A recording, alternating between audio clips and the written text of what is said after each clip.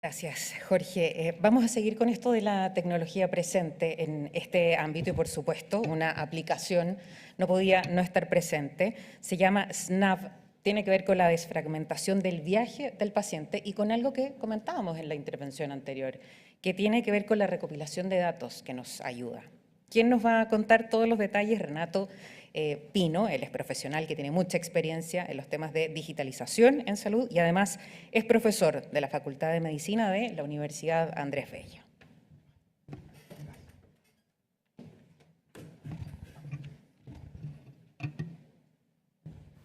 ¿Cómo están? Buenas tardes.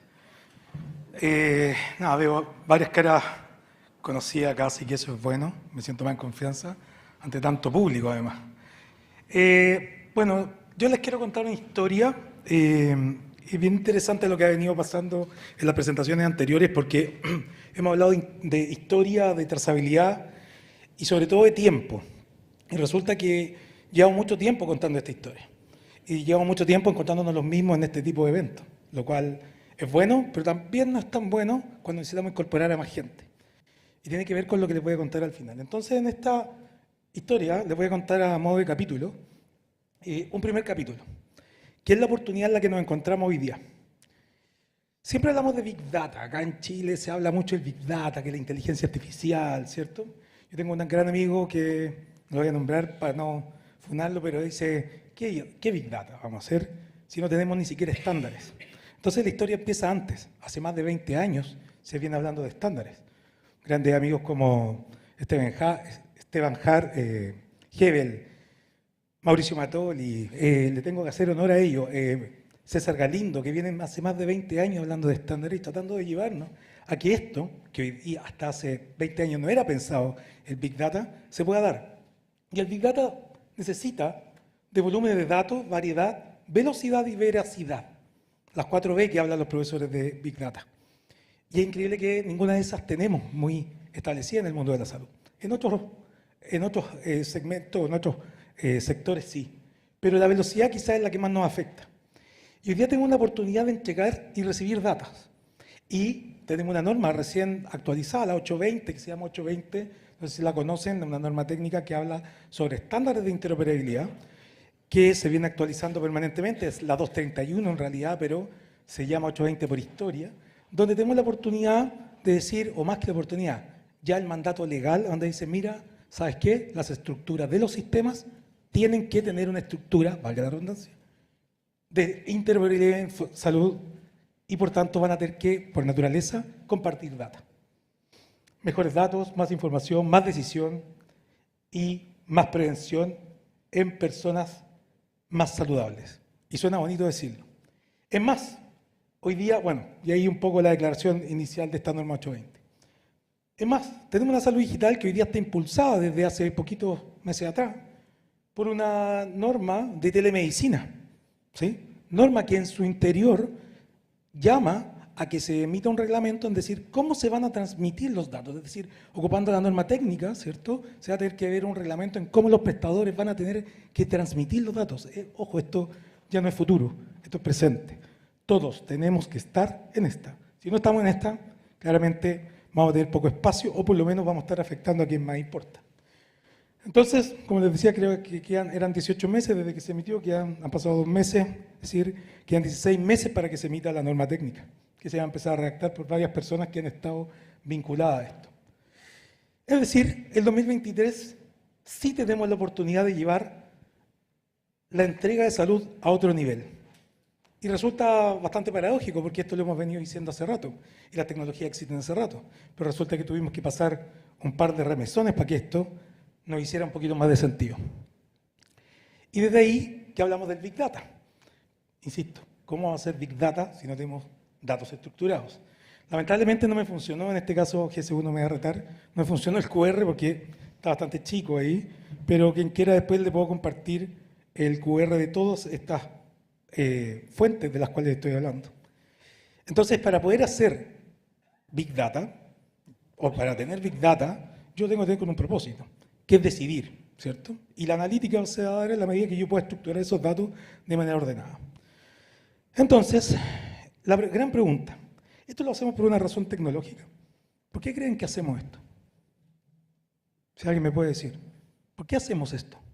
¿Por qué estamos aquí? ¿Por qué ustedes están acá?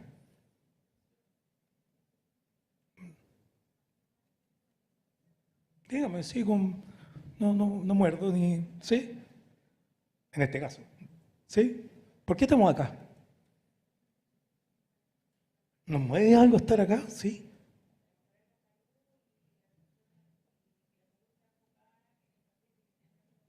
¿Sí? La doctora Verónica lo hablaba sobre seguridad. Se habla mucho de esto. Sí, centrado en el paciente, paciente céntrico. Sí, ponemos al paciente en el centro.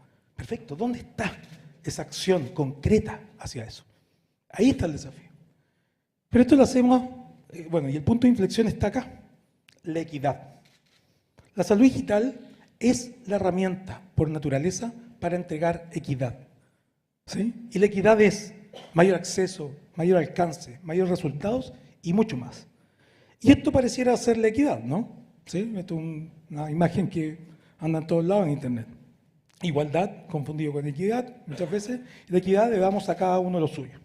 Yo me formé en Derecho y nos decía el profesor de Derecho Civil, no, Introducción al Derecho, nos decía, la equidad es la facultad de dar a cada quien lo suyo. Pero en realidad, con la tecnología, tenemos los grandes riesgos que han pasado hasta el día de hoy de errar en el modo de la equidad, porque diseñamos mal el modelo en cómo entregamos equidad a través de la salud digital. Y corremos el riesgo de no generar equidad, sino que incluso a quienes sacamos de la tecnología, o a quienes no les llega la tecnología, hundirlos más en su función, que es contener su condición de salud o derechamente recuperarse. Por tanto, es importante que cuando hablemos de equidad, cuando hablemos de salud digital, entendamos que la adopción de la tecnología está desde el diseño. Es decir, cómo quiero realizar los diseños de servicios en función de los pacientes, porque para ellos está construido, esa es la razón por la cual existe la salud digital. Entonces, también hay inequidad si teniendo la oportunidad de integrar, y aquí volvemos a los datos, seguimos fragmentando la experiencia y el viaje. En salud tendemos, ¿cierto?, a mirar al paciente de esta manera. Y lo particionamos permanentemente. Cuénteme de un servicio de salud que nos diga, no, eso no es mi área, es de urgencia. No, eso es de farmacia. No, eso es de imágenes. ¿Sí? No, eso es de ambulatorio, no es mío. Y tendemos a fraccionar todo el viaje del paciente sin razón de poder dar continuidad en la experiencia. Y por tanto, al fraccionar al paciente, también fraccionamos los datos que de ahí nacen. Lo cual, obviamente, trae consecuencias que vamos a ir profundizando a continuación. Entonces, es brutal, tanto en atención cerrada o atención abierta, como nos hemos especializado, no sé si por deformación profesional, discúlpenme aquí los médicos y gente del sector salud, ¿cierto? Yo no soy formado en salud, pero nos hemos especializado en fragmentar el viaje y la experiencia, y eso se ha traspasado a los sistemas de información. Prestador, tenemos datos fraccionados, por tanto poco trazables, ¿sí? Y extra, es decir, al paciente lo hacemos que vaya al tuntún, ¿cierto?, armando su viaje, e internamente los sistemas entre ellos ni siquiera internamente conversan, ¿cierto? No sé, no voy a hablar, un RP no habla con un LIS, no voy a poner caso de un RISPAC, ¿para qué? ¿Cierto? Ahí, ropa tendida. Pero ese es un desafío, la interoperabilidad. Entonces, la decisión, créanme, que no es en nada tecnológica, es estratégica. ¿Sí? Hemos confundido estos últimos 20 años en que la decisión, y los que están hablando sobre esto, es gente de tecnología. Yo voy a los seminarios hace 7 años que estoy en salud digital, y en los 7 años veo a la misma gente de tecnología, y veo pocos tomadores de decisión estratégicos sobre esto. Esto no tiene que ver con tecnología, la tecnología es el habilitante. Esto es estrategia pura. Bueno, segundo capítulo de esta historia, la disrupción. Mientras conversábamos cómo compartir los datos y adecuarnos a un contexto, y nos demoramos 20 años en ese entorno cambiante, Resulta que se nos vino la pandemia, ¿sí? Y hoy una crisis interna del modelo de estos últimos meses, ¿sí? Y resulta que nuevamente nos pilla mal parados. Así como la pandemia nos pilló mal parados, y aquí tengo la suerte y el honor de estar frente al exministro París con un manejo extraordinario de la pandemia, reconocido a nivel mundial, ¿cómo vamos a salir ahora de la crisis que tenemos? Donde muchos dicen, no, es que esta es la crisis del sector privado. No, esta es la crisis del sector de salud, ¿sí? No vamos a entrar en esto, pero claramente hay un remesón nuevamente donde ahora los prestadores, ayer salía, y creo que hoy día en la mañana, no sé si vieron la declaración de la gente de Banmédica que dijo que si el fallo se respetaba, no voy a entrar insisto en eso, pero la ISAPRE se acababa en septiembre. Hoy día en la mañana salió eso, ¿sí? Entonces tenemos nuevamente un remesón donde además los prestadores tienen problemas de costo. Entonces, ¿cómo no vamos a tener problemas de costo si también tenemos problemas de trazabilidad? Si tenemos problemas de trazabilidad, no tenemos hilación de este viaje y las tecnologías no son habilitantes para poder reducir los costos, claramente nos va a volver a reventar esta segunda crisis en la cara. Hay un profesor o un periodista especializado en salud que Alan Marshall dice que la irrupción del status quo de la atención médica será impulsada por el consumidor. Yo creo que rara vez nosotros como población vamos a aceptar esto, ¿cierto? Insisto, la pandemia nos pegó de golpe, no teníamos cómo reaccionar, pero rara vez, ya habiendo pasado una pandemia, ahora pasando una segunda crisis, vamos a empezar como consumidores, en el buen sentido de la palabra, por favor con comillas, entender o tratar de justificar de por qué este sistema o este modelo no evoluciona. Hoy día tenemos impacientes cada vez más disruptores que en múltiples industrias ni los expertos lograron ver los criterios impactados. Es decir, tenemos retail, delivery, vehículos, ¿cierto? A la casa, ha tomado desde un celular, con un nivel de cambio y evolución digital alucinante, y en salud todavía seguimos pegados. Y llevamos décadas, como dijo la misma doctora, con el mismo modelo, sin poner foco, de aquí también lo dijo la doctora, en los resultados del paciente. Y vuelvo al punto. ¿Cómo vamos a poner resultados en el paciente con esta información en un estante? Es imposible. Imposible. Podríamos tener un QR en esta ficha, pero no nos va a servir de nada. Necesitamos que ese dato esté líquido, esté vivo y poder gestionarlo. Entonces, increíblemente, Michael Porter, a quien yo quiero mucho, y que leí en mi primera carrera, que estudié mucho y nunca creí que me iba a volver a encontrar con él, dice, el valor se crea mirando la condición del paciente, examinando los resultados y los costos asociados durante todo el ciclo de atención. ¿Cómo vamos a mover o cómo vamos a conocer la condición del paciente si no tenemos data de su continuidad en la atención? Es imposible. Si tenemos toda la información total y absolutamente fragmentada. Insisto, no lo digo yo, lo dice Porter. Entonces, estamos desestimando permanentemente, todos los días, datos de consumo, demográficos, traslados, cobertura, farmacovigilancia, asistencia, adherencia, experiencia y resultados, incluso sin reporte alguno del paciente, porque volvemos a diseñar los sistemas mirándonos el ombligo, sin incorporar al paciente en ese diseño, que es fundamental. Él es nuestro activo más importante en la cadena de atención. Y terminamos haciendo ¿qué? Que a cada uno le importe su menú, y nada más que su menú. Yo les voy a poner un ejemplo solo de lo que yo conozco y en lo que yo estoy más especializado, que es el área sector ambulatorio privado en este caso, donde hoy día en Chile se hacen 85 millones de prestaciones en consultas médicas y apoyo diagnóstico y procedimientos. Esto es un dimensionamiento de la salud privada de Clínicas de Chile del 2020, por tanto está atrasado más o menos 2 años. ¿Sí? Yo creo que en pandemia tuvo alguna baja por el cierre, pero claramente debemos seguir en lo mismo. Y se estima que se pierde un número no menor a 15 millones de prestaciones al año. Es una, no voy a decirlo porque está el exministro, está autoridades presentes, pero si no es una estupidez esto, en el 2023 no tener la suficiente capacidad de alcanzar de mejor manera el acceso, es decir que estamos en un problema. Y bueno, obviamente sin red no tenemos data ni costo asociado al ciclo de atención. Por tanto, ofrecemos un menú, así de simple. Y no tenemos datos de esa trazabilidad. No sabemos si el paciente después de esa atención general fue al especialista derivado, si se hizo o no el examen.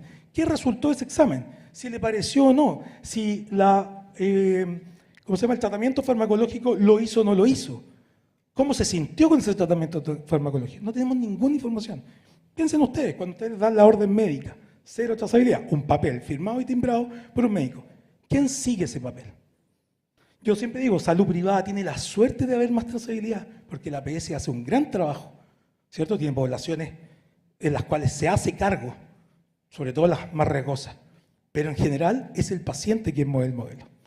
Entonces, como decía Porter, dice la discusión está sobre parámetros disfuncionales y debemos tener una agenda tecnológica para la próxima generación. Lo raro es que esto Porter lo decía el 2006. 2006, estamos a 2023, sí, 17 años después. Recién estamos entendiendo lo que nos decía Porter, cuando las tecnologías existían de hace 10, 15 años. ¿Sí? Capítulo 3 del desafío. Estamos en problema y estamos tarde. Lo decía Jean-Jacques hace un momento. Efectivamente. Hoy día tenemos un problema que Clínicas de Chile lo reportó el año 2019, prepandemia, 9.7 millones de personas con comorbilidad, 2 o más enfermedades crónicas. ¿En serio? ¿En serio todavía no le ponemos foco a la tecnología y a la decisión estratégica de minimizar y beber? ¿Cómo abordamos ese gran desafío? Y si eso ya no nos duele, más del 85% de las muertes en Chile se deben a enfermedades no transmisibles. Año 2022, reciéncito. 85% de las muertes. Y esto es súper importante y se lo digo siempre a los alumnos, a la gente que me toca mentorear. En salud estamos en una función social, ¿sí? Nos pueden gustar los negocios, perfecto, pero estamos dentro de un sistema. Por tanto, tenemos que entender que todos los que estemos dentro debemos interoperar, contribuir, ¿cierto? También recibir, pero también entregar datos de calidad para que el ciclo de atención se mantenga. Si yo hago una solución digital que no está incorporada en un sistema, y no entiendo que esto es un sistema y no es un retail, estoy derechamente equivocado en mi norte. Entonces, como decía Albert Einstein, dicen que lo dice Albert Einstein, si queremos resultados distintos, también lo dijo Jean-Jacques hace un momento, no sigamos haciendo lo mismo. Y el desafío siempre se habla de innovar, y a todos nos encanta la palabra innovar. ¿Conocen a Iván Vera? Profesor famoso de innovación, un crack.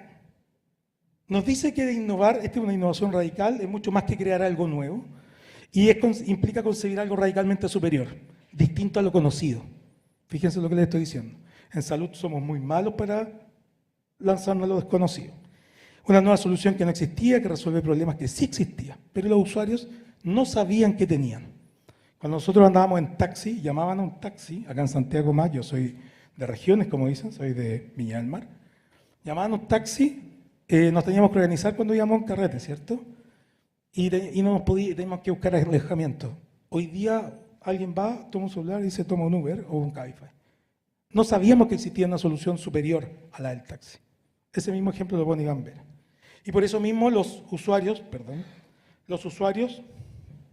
no van a pedir solución a este problema. Y ahí está la gracia. No van a pedir solución a los problemas que ustedes puedan pesquisar, ¿cierto?, para innovar de verdad. Entonces yo le hago la pregunta a ustedes. ¿Quién no quiere innovar? Un minuto. ¿Me puedo pasar igual que Jean-Jacques un ratito? ¿Quién no quiere innovar? Todos queremos innovar. Por tanto, si todos queremos innovar, según la teoría de la difusión de las innovaciones, todos se encuentran aquí. Es decir, todos tengo el placer de contar con que todos los que están aquí están entre el 2,5 y el 13,5 de los innovadores. Porque no creo que estén ustedes en la mayoría rezagada o menos en la gente escéptica respecto a la innovación, ¿cierto? Entonces, esto no lo va a lograr un solo actor, necesitará una co-creación de bienes y servicios en conjunto, con mayor alcance, nuevas capacidades y datos líquidos, en función de los determinantes sociales. Aquí nadie, y nos toca, nadie considera los determinantes sociales para construir las soluciones digitales en salud. Construimos desde la necesidad o desde lo que creemos que es correcto. Y bueno, esto lo dice el mismo Deloitte, de ahí pueden después darle. Les voy a contar rápidamente lo que nosotros hacemos en Snap. Y bueno, Value Based Healthcare Enterprise, tuvimos la suerte de ser seleccionados como la segunda empresa emergente a nivel mundial, como Snap, como la empresa que impulsa el Value Based Health, el Value Based. Porter revisó nuestro trabajo, lo cual me permite morirme tranquilo. Después de eso ya puedo morir tranquilo. Si Porter leyó Snap y dijo, sí, van bien. Y bueno, construimos, y les voy a contar muy rápido, un modelo donde creamos una capa que integra más de 180 prestadores donde un paciente puede agendar, notificarse, confirmar, anular y acelerar una cita en función de nuevas horas disponibles. Creamos un navegador que empieza en su primera capa con el agendamiento. Y esto lo hicimos a través de una tecnología full interoperable, estándar HL7 Fire, que integra múltiples softwares de los cuales somos espejo en tiempo real. Pero esto no se acaba ahí. Ahí era el punto de lanza, porque la idea es que el paciente tenga una trazabilidad completa en su proceso y en su viaje. Por tanto, estamos integrando pasarelas y pagadores, estamos integrando promotores de demanda que nos traigan flujo hacia Snap como usuario, y tenemos tecnología y servicios, los cuales aquí hay un par de partners, ¿cierto? Está, ¿cómo se llama? Búho por ahí, y estaba Franca de Medical Sapiens.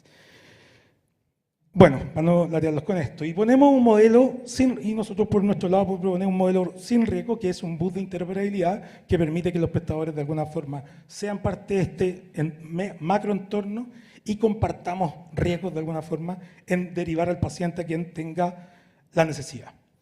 Adopción digital dentro y fuera de los muros es el desafío hoy día, y aquí el gran desafío está en integraciones de valor, gestión del cambio y diseño de servicios. Y bueno, esto no es tan terrible, para terminar, porque miren que el monitor de salud digital nos cataloga como que estamos en un buen pie, ¿sí? Ahí están las valoraciones. De esto hoy día en Chile es Mauricio Matuli, uno de los representantes del nacional. Revísenlo, bien interesante, y muestra cuáles son los pilares que facilitan la innovación.